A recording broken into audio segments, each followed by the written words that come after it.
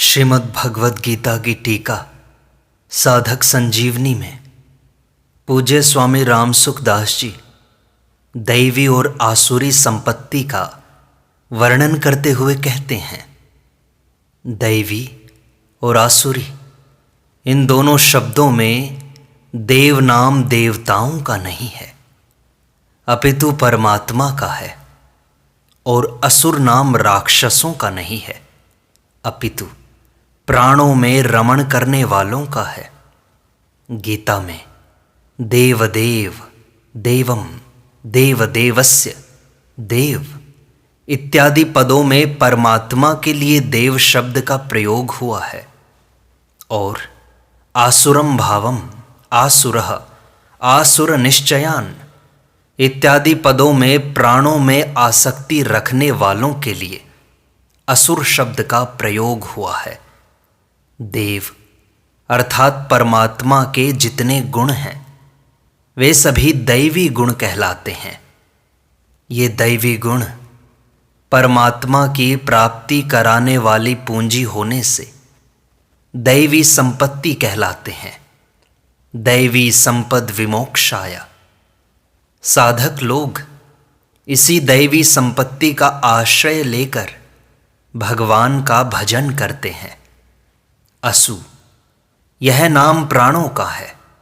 उन प्राणों में जो रमण करने वाला है, प्राणों का भरण पोषण रक्षण करना चाहते हैं, वे असुर कहलाते हैं।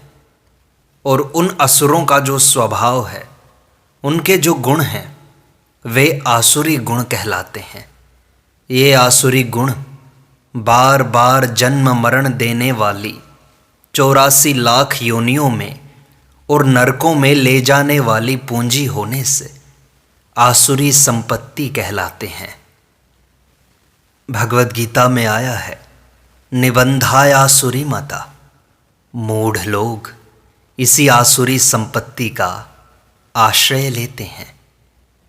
संसार से विमुख होकर और दैवी संपत्ति का आश्रय लेकर परमात्मा की प्राप्ति चाहने वाले दो प्रकार के होते हैं। पहले सगुण उपासक भक्त। सगुण उपासक में श्रद्धा विश्वास की, भाव की प्रधानता होती है, अतः वह अभयम सत्व संशुद्धि इत्यादि 26 गुणों को धारण करता है। यह साधक भगवान को सब जगह देखकर सबसे पहले अभय हो जाता है। फिर इसमें अमानित्व अपने आप आ जाता है। दूसरा है निर्गुण उपासक, ज्ञानी।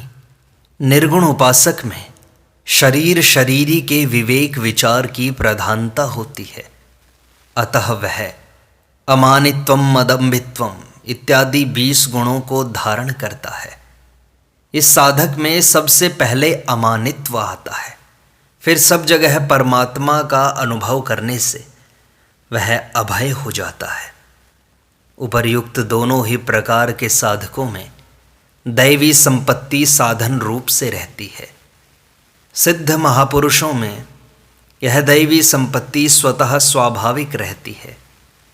वास्तव में सिद्ध महापुरुष गुणों से अतीत होते हैं, परंतु उन्होंने पहले साधन अवस्था में दैवी संपत्ति को लेकर साधन किया है, अतः सिद्ध होने पर भी उनमें दैवी संपत्ति का स्वभाव बना हुआ रहता है। उन सिद्धों में से सिद्ध भक्तों के स्वाभाविक दैवी संपत्ति के गुणों का जो वर्णन है वो 12वें अध्याय के 13वें से 19वें श्लोक तक हुआ है, और सिद्ध ज्ञानियों के स्वाभाविक दैवी संपत्ति के गुणों का वर्णन 14वें अध्याय के 22वें से 25वें श्लोक तक हुआ है। आसुरी संपत्ति को धारण करने वाले भी दो प्रकार के होते हैं। पहले सकाम भाव से देवताओं की उपासना करने वाले।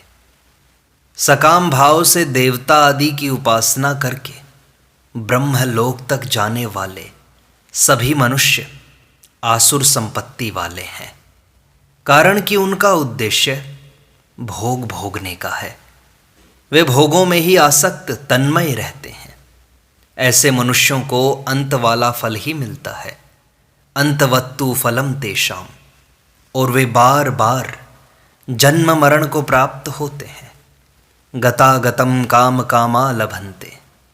तात्पर्य है कि जिनका उद्देश्य सुख, आराम, भोग भोगने का है, नाशवान पदार्थों का है, वे सभी आसुरी संपत्ति वाले हैं। और जिनका उद्देश्य भगवान की प्रसन्नता के लिए, लोक संग्रह के लिए, संसार के हित के लिए कर्म करने का है, वे सभी दैवी संपत्ति वाले हैं। दूसरे होते हैं काम क्रोध आदि का आश्रय लेकर दुर्गुण दुराचारों में प्रवृत्त होने वाले। जो मनुष्य काम क्रोध अहंकार आदि का आश्रय लेते हैं, वे झूठ, कपट, जालसाजी, बेईमानी, धोखेबाजी, हिंसा आदि के द्वारा दूसरों को दुख देते हैं। ऐसे मनुष्य पापों के तारतम्य से पशु, पक्षी, कीट, पतंग, वृक्ष, लता आदि आसुरी योनियों में और कुंभीपाक, रौरव आदि नरकों में जाते हैं। तात्पर्य यह है कि भगवत परायण होने से दैवी संपत्ति प्रकट होती है, जो कि मुक्त कराने वाली है।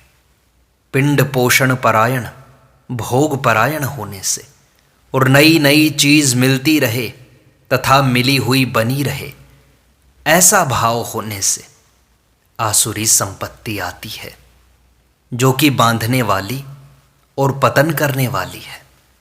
अतः साधक को चाहिए कि वह दैवी संपत्ति का आदर करते हुए आसुरी संपत्ति का त्याग करता चला जाए, तो फिर अंत में उद्देश्य की जरूर सिद्धि हो जाएगी।